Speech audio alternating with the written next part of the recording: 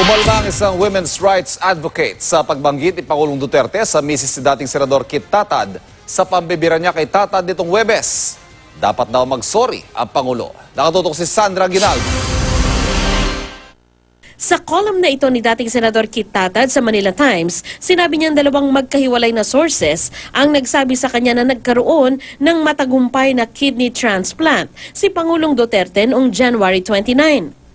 Pero sabi ni Tatad, ang ikalawang impormante nagsabing sa Davao ginawa ang operasyon ng Pangulo. Sa column naman noong January 9, tinalakay ni Tatad ang mga balita noon tungkol sa kawalan ng public engagement ng Pangulo. Batay daw sa ulat mula sa chain of usually reliable sources, umalis si Duterte sa Davao sakay ng private executive plane na nagdala sa kanya sa China para makamiting ang mga doktor ng world-famous Fuda Cancer Hospital sa China. May patama ang Pangulo kay Tatad. Ito si Tatad, ikaw Tatad, there's a border between press freedom and pagbabastos ng tao. Pag una kitang makita, iwasan mo ako. Sampalin kita. Yung kantsa mo parang bastos na.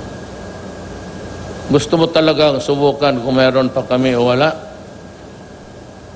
May asawa ka? Pahira mo sa akin. Sabi ng tagapagsalita ng Pangulo, galit si Duterte sa anyay maling balita. Well, this is just a hyperbole, just to dramatize that he's still real at this stage. And he's pissed off. He's pissed off with the kind of false news. Yun ang tinatawag na talagang, yun ang libelous. Kita mo, hindi mo siya nagdidemanda. Yun ang libelous. Pero sa pakikipag-usap ng GMA News, sinabi ni Tatad na hindi raw niya kailanman sinabing may cancer ang Pangulo. Pero wala raw masamang tinapay sa kanya. Hindi naman nagustuhan ng women's rights advocate na si Dr. Sylvia Claudio ang pagbanggit ng Pangulo sa misis ni Tatad sa kanyang pasaring.